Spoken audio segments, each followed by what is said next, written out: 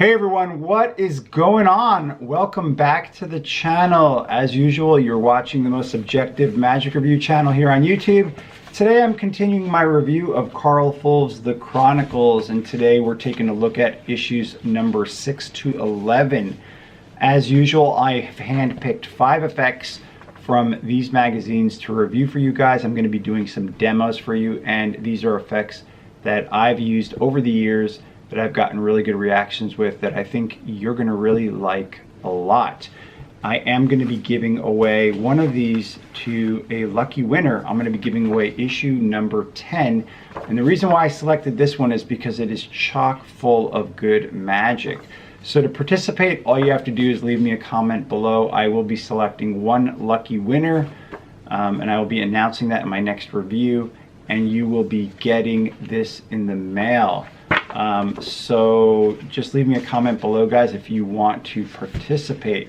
So let's go over those effects that I've chosen for this review. We're going to be starting out with issue number 6, and the first effect here is called 5-Card Mental by Alan Slate. Now you may be familiar with Di Vernon's 5-Card Mental effect, where a spectator is asked to think of one of 5 cards, and you can prove to them that you knew what card they would think of. And that is based on a psychological force. You either love it or hate it, and there's many versions out there that I've tried to kind of clean it up. In fact, I even went over a version like 3 years ago when I did my review of, I think it was Alexander Marsh's Penguin Live lecture. I talked about John Hostler's, I think it was even called something like 5-Card Mental something. I can't remember the name of it now, but you can go back and check out that review I did, because it was a variation of the 5-Card Mental effect for those people that are interested. Now, what did Alan Slate do here in this version is that he wanted to come up with a solution to the problem of if the spectator thinks of a different card. And so here he gives you a couple of different handlings. One handling which is for one-on-one, and another handling if you want to repeat the effect with a second spectator if the first one actually selects the psychological force card. So definitely a great effect. I think you're going to like it a lot, especially if you're into mentalism with cards. That's our first effect that we're going over. All right, here's the main handling of Alan Slate's 5-Card Mental, and you really should check it out, especially for the handling in case they do pick the psychological force card, because you can immediately repeat the effect with a second spectator and you have a totally different outcome, because you will be spelling to the second spectator's selection. But here's what the effect looks like. The main handling when they don't choose the psychological force card. Of course, you can change the pattern any way you want. You show them the 5 cards and you tell them you want them to mentally think of one, and they are the exact same 5 cards that Vernon used in his 5-Card Mental Force as well, which is kind of nice. After they've chosen a card, you are going to mix them up in your hand, and you're going to say, I'm going to put aside a card which is particularly troublesome, but you can use whatever pattern you want if you don't like that. You take the rest and you return them to the deck, and you say, what I'm going to do is this, I'm going to give this deck a couple of cuts, and then you tell them, what card are you thinking of? If they are thinking of the 4 of Hearts, or you can even say to them, you're not thinking of the 4 of Hearts, are you? And if they say yes, then you can show them that you put that aside, and you could tell them, you know, that's why I put this aside, because it's particularly troublesome, because you know what, people always think of it. Or you could say, I had a feeling you would be thinking of it if you want. You could use whatever pattern you want at that point. But if they don't think of the psychological force card, then it's at this point that you could say, well, what card are you thinking of? And if they say, for instance, like let's just say they said 9 of Diamonds, at this point you can give them the deck and you can have them spell down to their card. In this case, like for instance, 9 of Diamonds would be N-I-N-E, 9 of O-F, and then Diamonds, D-I-A-M-O-N-D-S, and 9 of Diamonds. You can show them that they've spelled right to their card. And so that was Alan Slate's solution to this effect. And as I mentioned, that there is a version where if the person does select the psychological force card, you can immediately go into a second phase with another spectator, repeat it with apparently different looking cards to them, and you're going to get a different outcome with the second spectator, because for the second spectator, you're going to spell down to their card immediately. In terms of the setup to get into this, it's very quick, and so it's something that you can do like even off the cuff. If you are performing for people and then you just suddenly want to do the effect, you could do it for them really quickly. There's really minimal setup required to do the effect. The next effect can be found in the Chronicles issue number 10, and this is the one that I'm giving out to you guys, and that effect is this first one here. It's called Take 5 by Ken Beal. Now this effect is a variation of the 10 card poker deal. There are many different versions of this that exist out there, everything from Di Vernon to all kinds of other versions that exist. In fact, I've seen some new ones floating around on Penguin Magic as well. But the reason why this version is so good is because it feels very fair to the spectator.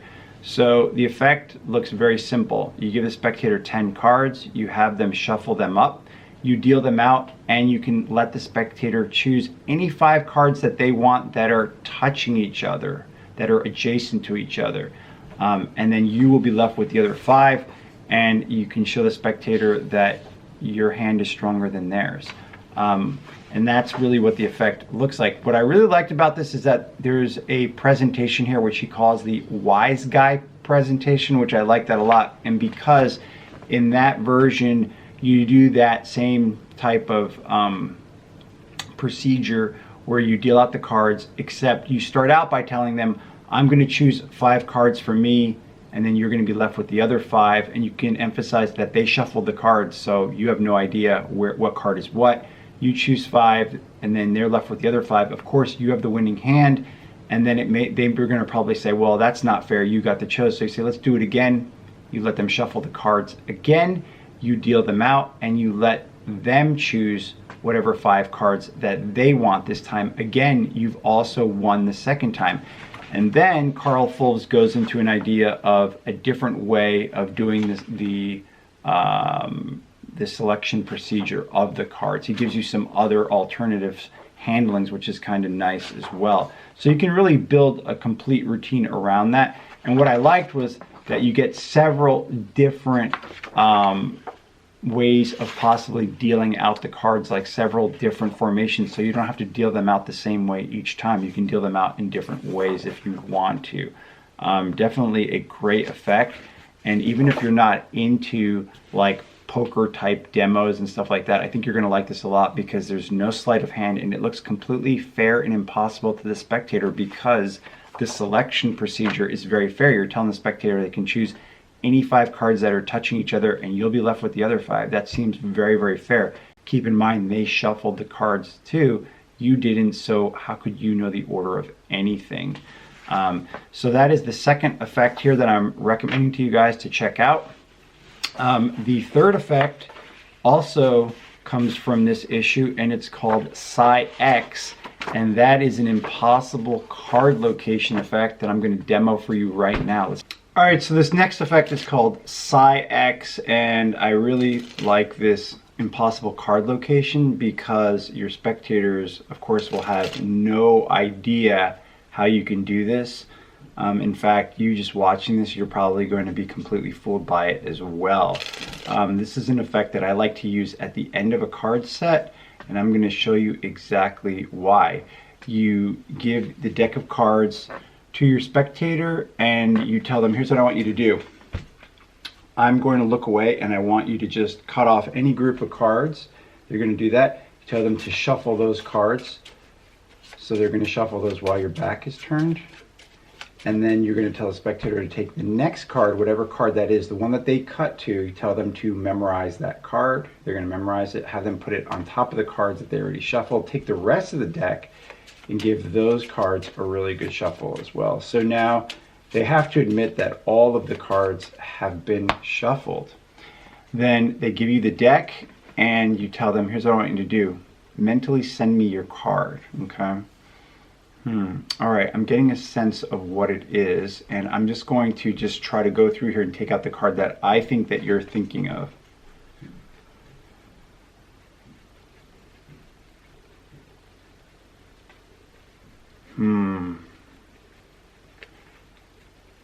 I'm thinking that it's this card right here. So then you ask them what the card is that they're thinking of, and hopefully it was the Ace of Hearts.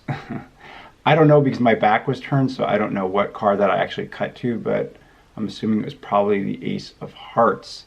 And that's it. No difficult sleight of hand, and it will totally baffle your spectators because they've shuffled the whole deck and they cut to wherever they wanted to. And you can see how quick it is. It's really a favorite of mine. I think you're really going to like it a lot. All right, the next effect comes from issue number 11, and this is from John Cornelius, and it is called Read Out. Now, this is a bill serial number divination effect, and for those of you that are into mentalism, I think you're going to like it a lot. The effect plays in this way. You ask a spectator for 3 bills, a $1 bill, $5 bill, $10 bill, or whatever 3 bills they have, and then you tell them that you want them to mix those up. You look at them for a moment, you give them back to them, you let them mix them up. You turn your back, they hand you one, you immediately can identify which bill it is. They hand you a second one, you can identify that one, and the same obviously with the third one. And then the kicker is that you can have them look at the $1 bill and you can divine the serial number. The reason why I like the effect so much is because it's low tech. It's like got no sleight of hand really, and it's very, very fooling to spectators. So it's the type of effect that can play out in a like small cabaret type environment for a small group of people, or for a large group of people. Looks completely impossible to your spectators because you're taking the bills behind your back and yet you're able to tell them this information. In terms of when you do the serial number divination part, if you want, you can do it in the traditional way where you hold the bill above your head as you're telling them the number, whatever way you want to do it at that point. You don't even have to be holding on to the bill at all. So it's a great mentalism piece I think you guys are going to like, which is why I recommend it to you. All right, this next effect is actually called Next, and this is the last effect I'm going to demo, and it's from Roy Walton. I think you guys are really going to like this one a lot because of the impossible nature of it and because it's from a shuffle deck in use. So you have the spectator shuffle their deck or your deck, and then what you do is you tell them to touch any 3 cards. So you're going to have them touch any 3 cards and you tell them to look at one of those cards and memorize it. So they're going to look at one of these cards. Let's say, for instance, that this is the card they're going to remember, this 7 of clubs. Remember, you don't know their card, and then you tell them to mix it up with the other 3 cards face down, so that way nobody knows where their card is. You, of course, don't know what it is. One by one, you're going to be returning their card to the pack and cutting it into the deck, and you tell the spectator, here's what we're going to do. I'm actually going to take one card and I'm going to just stick it into the middle of the pack like this. You ask them for the first time, what was your card? They're going to say the 7 of clubs, I think is what it was. You're going to spread this out and show them that there is one card face down right next to their 7 of clubs, hence the word next. That's why it's called Next, but you have located their card instantly. And that's what the effect looks like. And you can see how simple it is. Gets really good reactions. Definitely recommended. All right, so those are 5 effects that I would recommend you guys check out from the Chronicles. I've gotten a lot of mileage out of these, and hopefully I've opened your eyes to some magic that you didn't even know existed. Thanks so much for tuning in, guys. Don't forget to leave me a comment below so you can enter into my contest, so that way you might win this issue of the Chronicles. Again, if you have any questions, just let me know, and I will see you guys on the next review.